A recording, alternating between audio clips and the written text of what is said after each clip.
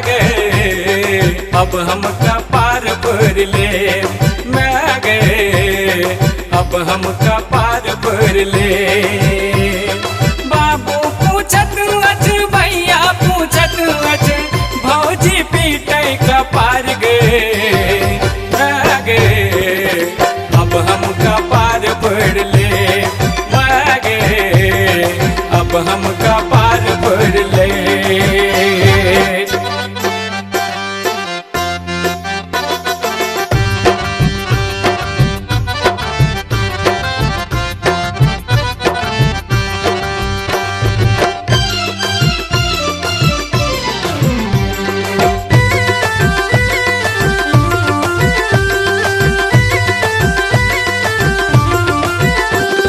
जहिया से कॉलेज पढ़ल भेजले तहिया से पीछा पड़लिए गे।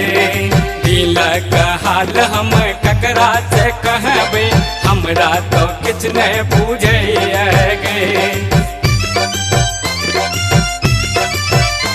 तो जहिया से कॉलेज पढ़ल भेजले तहिया से पीछा पड़लिए गे।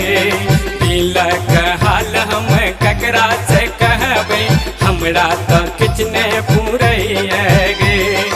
ओकरा बिना अब निक नहीं लगैया हाल भेल हमर बेहाल गे, मैं गे अब हम कपार भर ले, मैं गे अब हम कपार भर ले।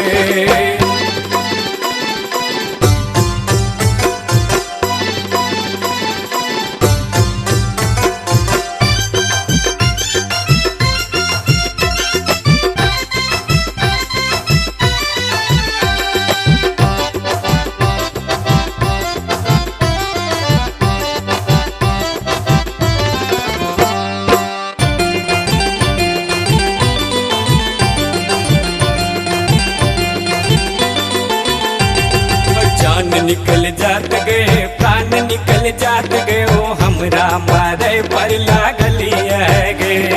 जहिया से ओकरा चक्कर में पड़लो तहिए से पड़लो बीमार गे। जान निकल जात गए प्राण निकल जात गए ओ हमरा मारे पर लागलिए गे।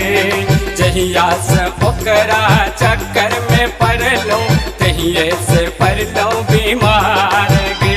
दरभंगा मधुबनी में सबसे घुमलिए सब जेबे पड़ल काली गे, मैं गे अब हम कपार भर ले, मैं गे अब हम कपार भर ले।